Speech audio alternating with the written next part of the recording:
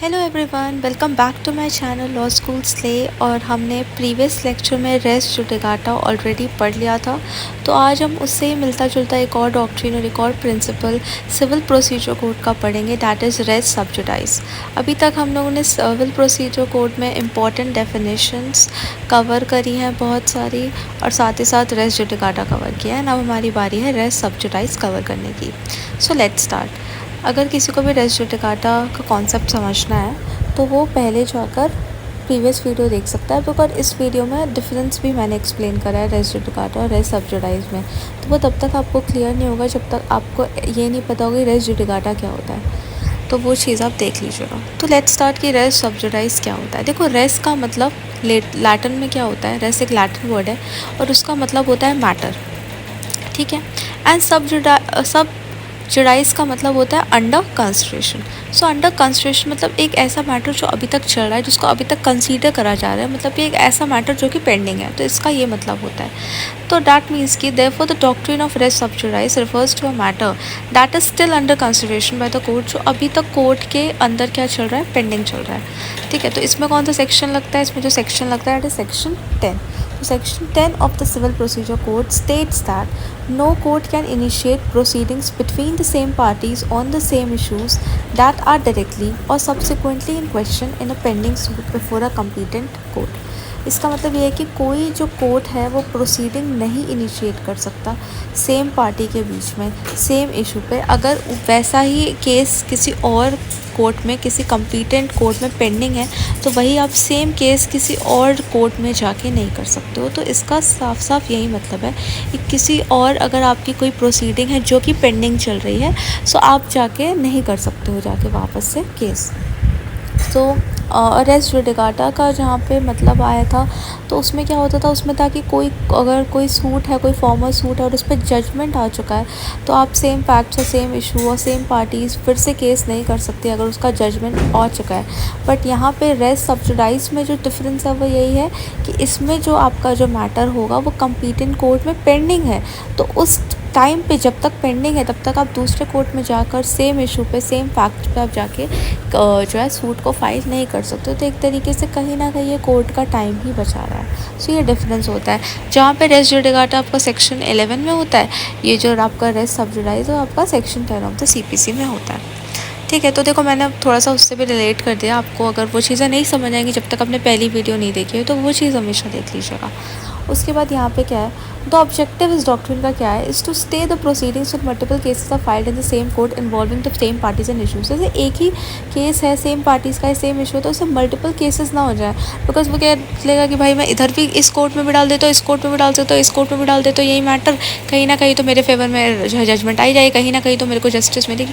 नहीं ना, तो आप ऐसा नहीं कर सकते, बिकॉज ऐसे तो फिर भाई एक ही केस है जो 10 लोग उसका चलेगा, तो सबका अलग अलग जजमेंट आएगा, तो उसमें ही फिर कॉन्फ्लिक्ट हो जाएगा, कोर्ट के बीच में कॉन्फ्लिक्ट हो जाएगा। तो इसलिए ये चीज़ सही नहीं है।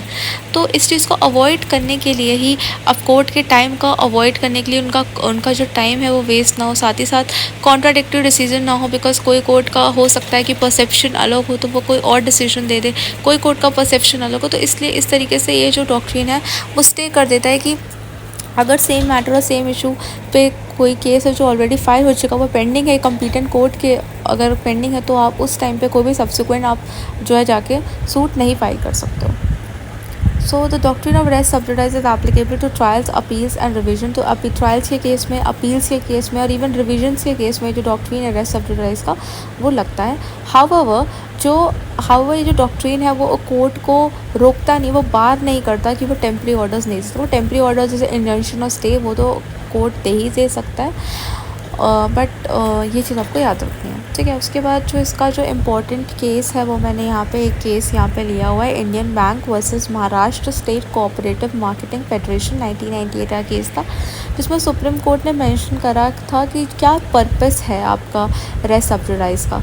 तो उसने यही बोला कि जो मेन पर्पस है रेस सब्जुडाइज का is to avoid the contradictory rulings on the same subject matter, कि इससे क्या होगा, साइमल्टेनियसली जो है दो कोर्ट सेम मैटर को पैरेलली ना ट्राई करें और कोई कॉन्ट्राडिक्टरी रूलिंग्स ना हो। तो इस चीज़ को अवॉइड करने के लिए ही डॉक्ट्रिन ऑफ रेस सब्जुडाइज आया था। तो आई थिंक आपको ये क्लियर हो गया होगा। अब देखो इसके एसेंशियल्स कैसे हैं, जैसे आपने इसका कॉन्सेप्ट पढ़ा तो इसके एसेंशियल्स जानना भी बहुत ज़्यादा ईजी है। तो सबसे पहले तो एसेंशियल क्या हो गया कि 2 सिविल सूट्स होने चाहिए सेम पार्टीज़ के बीच में। एक आप फॉर्मल सूट होगा जो कि ऑलरेडी पेंडिंग है, उसके बाद आप सब्सिक्वेंट सूट भी फाइल करने जाओगे ना, जहाँ पे डॉक्ट्रिन वाला लगेगा। तो वैसा ही सेम कॉन्सेप्ट यहाँ पे भी है। तो यहाँ पे होना चाहिए the formal suit is pending before the competent court when the subsequent suit is bought. तो जब आप दूसरा सूट ला रहे हो तो उसमें जो फॉर्मल सूट है दैट मीन्स कि जो पहले वाला सूट है वो पेंडिंग है। किसके पेंडिंग है? कंप्लीटेंट कोर्ट के सामने पेंडिंग है। अगर एक ऐसे कोर्ट के सामने पेंडिंग है जो कि कंप्लीटेंट ही नहीं है, जो कि उसके पास जुरिसडिक्शन ही नहीं है कि उस केस को डिसाइड कर सकता है, तो उस केस में तो ऑफकोर्स आपको ये चीज़ पता चल जाएगी, तो आप सब्सिक्वेंट सूट किसी और कंप्लीटेंट कोर्ट में तो जाके फाइल कर सकते हो। बट अगर वो फॉर्मल सूट पेंडिंग है किसी कंप्लीटेंट कोर्ट के मतलब उसके अंदर, तो आप तब जाके फाइल नहीं कर सकते। उसके बाद है तो subsequent suit is filed under a similar title. तो जो फॉर्मल सूट का टाइटल होगा, जो फॉर्मल सूट के फैक्ट्स होंगे, इश्यूज होंगे, जो पार्टीज होंगे, वो सिमिलर होनी चाहिए।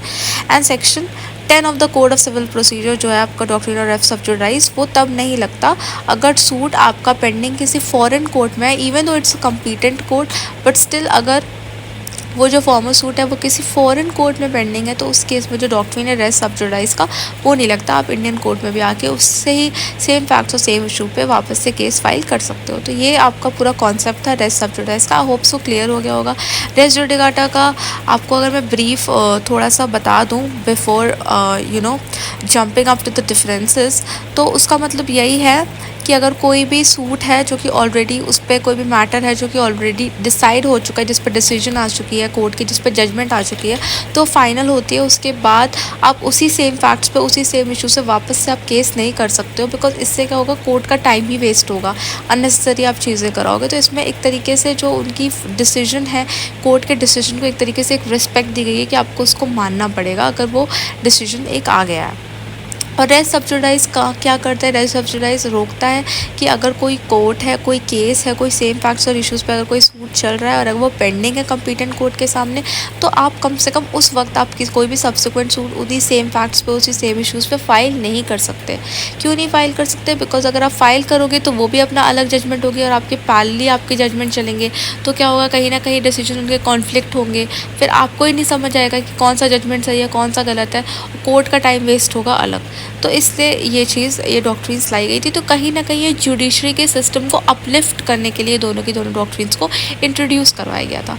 So let's start. अब हम डिफरेंसेस को बहुत जल्दी से कवर कर लेते हैं। इतने डिफरेंसेस वैसे आप पूछे नहीं जाते या पूछ भी लिए जा सकते हैं, I don't know that, but मेरे हिसाब से इतना इंपॉर्टेंट नहीं है, बिकॉज इतने ज़्यादा बेसिक डिफरेंसेस बन नहीं पा रहे। बिकॉज एक डिफरेंस था जो मैंने आपको अभी क्लियर करके मीनिंग में समझा दिया। तो सबसे पहले तो मैटर की अगर आप बात करते हो तो रेस जुडिकाटा एक ऐसा मैटर पे अप्लाई करता है जो कि ऑलरेडी डिसाइड कर दिया है कोर्ट ने। और इवन तो जो हमने अभी रेस सब्जुडाइज पढ़ा उसमें क्या है, वो ऐसे मैटर पे अप्लाई करता है जो मैटर पेंडिंग है कोर्ट के सामने। तो दोनों में ये डिफरेंस है। जुडिकाटा मतलब कि वो डिसाइड हो चुका है, एंड रेस सब्जुडाइज मतलब वो अंडर कंसिडरेशन है, मतलब वो पेंडिंग है। फिर अगर हम सेक्शन की बात करते हैं तो रेस जुडिकाटा में सेक्शन 11 जो है वो डील करता है रेस जुडिकाटा के प्रिंसिपल से सीपीसी में, और वहाँ पे section 10 of the CPC deals with the principle of res sub judice. उसके बाद हम लोग की एप्लीकेबिलिटी भी बात करते हैं। तो देखो रेस सब्जुडाइज आपके सूट्स पे भी एप्लीकेबल है, आपके अपील्स पे भी एप्लीकेबल है, आपके रिवीजन पे भी एप्लीकेबल है, हमने ये चीज़ पढ़ी थी। बट जो आपका रेस जुडिकाटा है वो हमेशा सूट्स और एप्लीकेशन पे ही एप्लीकेबल होता है। अब देखो रेस जुडिकाटा का एम क्या था? एम यही था कि लिटिगेशन प्रोसेस एंड हो जाए, वो अगर ख़त्म हो गया, जजमेंट आ गई, तो वो वापस से शुरू ना हो। तो it's main aim was to end the litigation process. But on the other hand जो रेस सब्जुडाइज का जो एम है, उसका एम है कि वो पैरेलल प्रोसीडिंग्स को जो प्रोहिबिट करे, मतलब एक ही टाइप की प्रोसीडिंग सेम पार्टीज़ के बीच में ना हो रही हो, कि अगर कोई केस है जो पेंडिंग है तो वापस से वही सेम केस किसी और कोर्ट के सामने ना ले आए। तो उसका मेन एम वो था कि उस चीज़ को उसको रोकना है, पैरेलल प्रोसीडिंग्स को रोकना है। बट रेस जुडिकाटा में जो उसका मेन एम था वो था लिटिगेशन प्रोसेस को उसको रोकना है। उसके बाद अगर हम एसेंशियल्स की बात करते हैं तो जो फॉर्मेट सूट है, जो पहले का सूट है, बिकॉज दोनों में दो सूट तो होनी चाहिए तभी इस प्रिंसिपल को लाया जाएगा। सो रेस जुडिकाटा में जो आपका फॉर्मेट सूट है वो must be decided by the competent court. तो उसको डिसाइड करना बहुत ज़्यादा ज़रूरी है, और वहीं पे बात आ जाती है कि the former suit must be pending before a competent court in the case of res sub judice. तो आई होप सो आपको डिफरेंसेस भी क्लियर हो गए होंगे। ये कुछ आई थिंक 5 डिफरेंसेस जो मैंने कहीं ना कहीं से निकाले हैं। उसके बाद नेक्स्ट सेशन में हम लोग रेस्टिट्यूशन पढ़ेंगे, जो कि एक इंपॉर्टेंट कॉन्सेप्ट है सीपीसी का। आई होप सो आपको क्लियर हो गया, और क्लियर हो गया होगा तो प्लीज़ सपोर्ट करिए, लाइक करिए, सब्सक्राइब करिए, आप कमेंट करिए अगर आपको कोई भी डाउट है। एंड आप जब सपोर्ट करोगे तभी ये चैनल ग्रो कर पाएगा, तभी मेरे को भी मोटिवेशन आएगी कि मैं रोज़ वीडियोज़ डालूँ। मैंने अपने जो इंट्रोडक्टरी वीडियो है उसमें ये चीज़ बोली हुई थी कि मैं हर like Tuesday and Friday and Sunday इस तरीके से वीडियोस डालूँगी, but I am trying my level best कि मैं रोज़ आपके लिए वीडियोस डाल सकूँ, बिकॉज मैं जितनी जल्दी वीडियोस डालूँगी मैं उतने ज़्यादा कॉन्सेप्ट को क्लियर कर पाऊँगी आपके, एंड उतनी ज़्यादा मैं आपकी हेल्प कर पाऊँगी। So please guys keep supporting and keep learning and keep watching. Thank you so much.